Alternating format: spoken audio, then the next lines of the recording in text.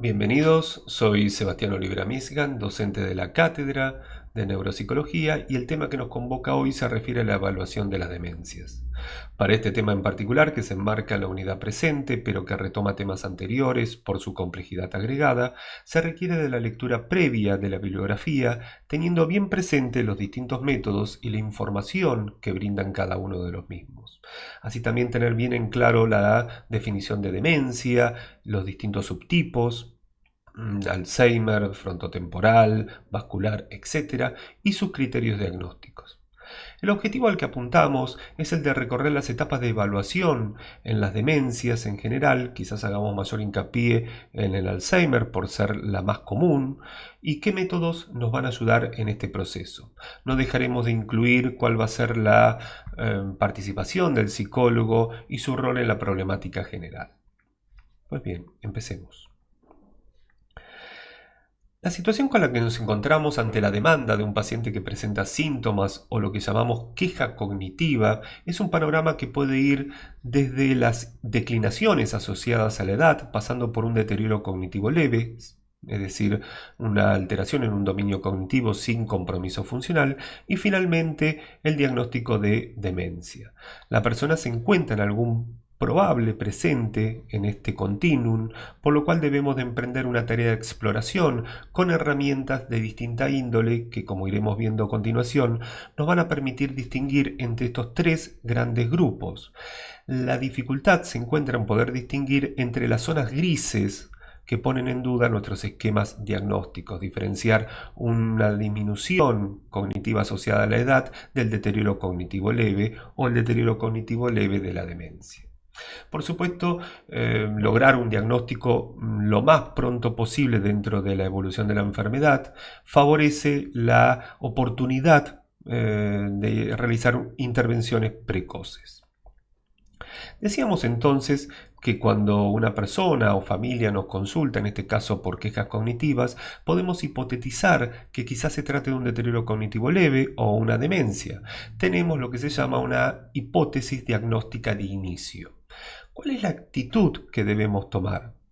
Primero, la de objetivar el deterioro cognitivo, es decir, que lo que la persona y su familia nos informa, por ejemplo, olvido de nombres, que no encuentra la palabra, que se desorienta en lugares familiares, debe de ser observado y registrado en el comportamiento del evaluado en pruebas que midan las diferentes funciones cognitivas. El segundo paso es descartar causas posibles de aquello que pudiera explicar la disminución del estatus cognitivo del paciente, por ejemplo, depresión o causas de índole médica. Por lo que pueden ir viendo es que este proceso de evaluación va a requerir inevitablemente de la participación de distintos profesionales. Decimos que la evaluación posee un espíritu interdisciplinario que debe incorporar al algoritmo diagnóstico la clínica médica, neurológica, la terapia ocupacional, el servicio social y la fonoaudiología si fuera el caso. Ponemos un fuerte énfasis en la adecuada comunicación entre los profesionales durante la evaluación para que la misma no se convierta en un reduccionismo de aplastante nivel de certeza donde cada uno intenta imponer su propia mirada. Si bien académicamente la interdisciplina posee una elevada valoración que promete calibrar los consensos, en la práctica cotidiana suele presentar múltiples obstáculos o directamente no ocurrir. La evaluación en demencias invita a esta inevitable polifonía donde conviven y se enriquecen distintas miradas, en tanto la demencia es una entidad multidimensional y el ser humano, tanto en la salud como en la enfermedad, es un infinito inmerso en un contexto complejo. Con respecto a la evaluación, la entendemos como un proceso porque gran parte del trabajo en demencias consiste en poder despejar, como decíamos anteriormente, posibles causas tratables que expliquen los síntomas que presenta el paciente. Para ello, primero tenemos que realizar una historia clínica exhaustiva, tanto médica como psicológica.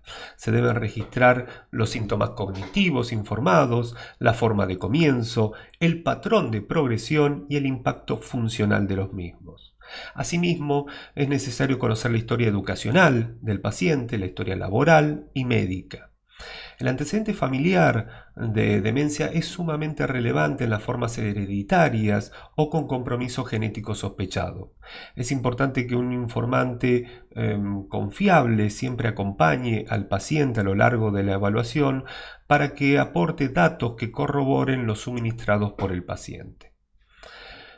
Otra parte del proceso muy importante es la del examen del estado mental mediante test de cribado o test de screening, por su nombre en inglés, que son test breves que nos brindan información rápida del estado mental, el estado global de la esfera cognitiva del paciente.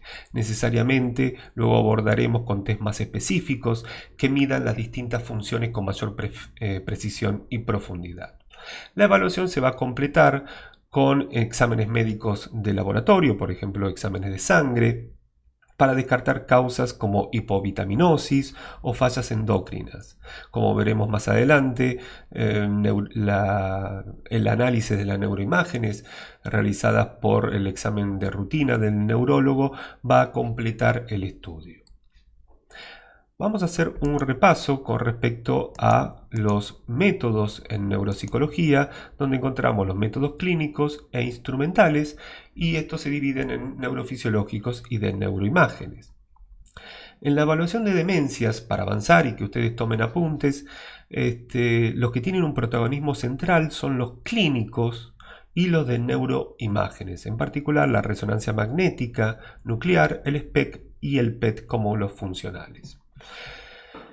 Y veremos por qué en lo sucesivo. Los métodos neurofisiológicos, los ponemos entre signos de interrogación, como el electroencefalograma, no poseen en realidad una adecuada sensibilidad para la evaluación en las demencias. Aún en etapas muy avanzadas, el electroencefalograma suele dar normal, y si existiese alguna anormalidad en sus registros, no respondería de manera clara al proceso de base. Pero si pasamos a detallar los distintos métodos, empezando por los clínicos en orden, como se van presentando, vamos a hablar un poco de la observación dentro de la evaluación en demencias. Aquí nos referimos a la observación basada en una mirada cualitativa del comportamiento del paciente, tanto en las entrevistas que mantengamos con él, como en las pruebas que le administremos. La observación es el corazón de la clínica psicológica. Es a partir de ella que abrimos preguntas sobre el otro y hallamos caminos hacia su encuentro. La observación es soberana y veremos que recorre toda la evaluación desde el comienzo hacia el final. Hay que mirar y escuchar de una manera abierta para no silenciar al paciente con la administración sucesiva de test e ideas preconcebidas. La importancia de los test cognitivos o neuropsicológicos en la evaluación completa se advierte ya desde los criterios diagnósticos para la enfermedad de Alzheimer, cuando establece que para poder hablar de demencia debe encontrarse esta documentada y confirmada por evaluación neuropsicológica.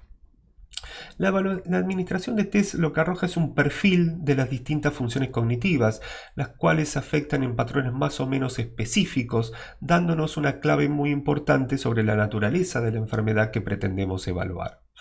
Por ejemplo, en el Alzheimer esperamos encontrar al inicio un déficit en la consolidación de memorias, amnesia anterógrada de perfil hipocámpico. En cambio, en la demencia frontotemporal esperamos encontrar déficit en la función ejecutiva, si el perfil es frontal, o déficit en el lenguaje, si el perfil es temporal. Pero el rendimiento en memoria es en general muy bueno, y esta son las disociaciones que nos muestra el paisaje de alturas y valles, de fortalezas y debilidades, que nos muestra cada paciente y cada demencia. Es muy importante mencionar acá las escalas de valoración funcional que miden cómo se desenvuelve el paciente en su vida cotidiana. Información vital en tanto que la progresión cognitiva implica deterioro funcional y por lo tanto mayor dependencia de cuidadores del paciente, de cuidadores tanto familiares como formales. Además confirma diagnóstico de demencia. Sin compromiso funcional no podríamos decir que una persona padece demencia. Esto está puesto en los criterios diagnósticos. Con respecto al método anatomopatológico, como ustedes saben es post-mortem, tiene una larga tradición en investigación cuando se requiere de certeza diagnóstica en las demencias. En Alzheimer, donde el diagnóstico es siempre probable o posible, este método brinda lo que se llama el patrón Gold Standard, es decir, patrón de oro. El estudio de las lesiones del tejido nervioso muestra a partir del microscopio electrónico qué inclusiones neuronales se observan. Placas seniles o amiloides y ovillos neurofibrilares en el Alzheimer, cuerpo de Levy en el espectro del Parkinson o células de PIC en casos frontotemporales. Pasemos ahora a la resonancia magnética, ya pasamos a los métodos instrumentales de neuroimagen. Aquí lo que observamos es una resonancia de corte coronal,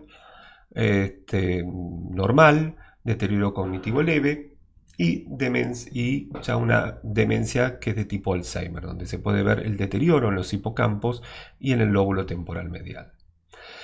La resonancia magnética estructural es la herramienta por excelencia que disponen los neurólogos en tanto estudio de imagen. Brinda información sobre el patrón de atrofia que suele observarse en las demencias degenerativas o lesiones en las demencias vasculares. Esta información estructural orienta al diagnóstico diferencial. En el Alzheimer se suele observar un patrón de atrofia temporomedial hacia lóbulos parietales y por supuesto hipocampo, y como señala en la diapositiva presente en estas regiones posteriores son muy significativas. Acá se encuentra el precuño, que es una región particularmente sensible en el Alzheimer. En la demencia frontotemporal, los lóbulos frontales presentan una manifiesta pérdida de masa. Pasemos ahora al SPEC dentro de las neuroimágenes funcionales. El SPEC actualmente se está dejando de utilizar en la práctica por su baja especificidad y alto costo. Este método brinda una medida de activación funcional, como por ejemplo hipometabolismo o hipoperfusión de alguna región cerebral. El problema es que las causas de estos hallazgos responden a variadas causas. Por ejemplo, una persona con depresión mayor muestra un perfil de hipometabolismo frontal asimétrico sin que esto implique demencia relacionada con el lóbulo frontal. Hipotéticamente, una persona con Alzheimer debiera presentar un hipometabolismo temporoparietal bilateral, pero las investigaciones en este sentido son controversiales y solo se aplica su uso dentro de un contexto clínico adecuado. Con respecto al PET, es mucho más usado en la enfermedad de Alzheimer y el atributo estratégico del PET cerebral está dado por la capacidad de detectar precozmente dos hechos concurrentes: el deterioro de la actividad metabólica y el depósito de beta-amiloide en la corteza. La detección en vivo de depósitos de placas fibrilares amiloides en la corteza es posible mediante un radiofármaco denominado compuesto de Pittsburgh. Por su alta correlación entre los hallazgos de PET con amiloide en pacientes con vida y los depósitos amiloides realizados en autopsia, método anatomopatológico, esta es una técnica muy usada en investigaciones para las investigaciones en nuevos tratamientos. En la práctica, en realidad resulta muy costosa. En Argentina se realiza solamente en Buenos Aires y por el momento se recomienda en casos de dificultad diagnóstica diferencial para diferenciar entre Alzheimer y demencia frontotemporal en casos muy jóvenes. Por último, y a modo de conclusión, el psicólogo desde el ámbito neuropsicológico hemos visto que participa de manera activa en tareas de diagnóstico y evaluación, tanto en la labor clínica como en investigación y seguimiento de la evolución del paciente. A su vez participa en las terapias no farmacológicas, es decir, aquellas intervenciones que apuntan a mejorar la calidad de vida del paciente mediante recursos ambientales, grupales y técnicas de estimulación cognitiva. Estos programas de estimulación se fundamentan en la neuroplasticidad propia del cerebro humano, aún en etapas vitales avanzadas y en deterioro. La labor con familiares es quizás la otra mitad del tratamiento. Realizamos psicoterapia individual y orientación psicoeducativa en grupos de apoyo. Damos por concluido de esta manera el video de la clase, esperando que vinculen este recorrido con el material bibliográfico y las guías de pregunta. Como siempre, quedamos a disposición por preguntas o dudas que surjan en el estudio y los saludamos hasta la próxima clase. Hasta pronto.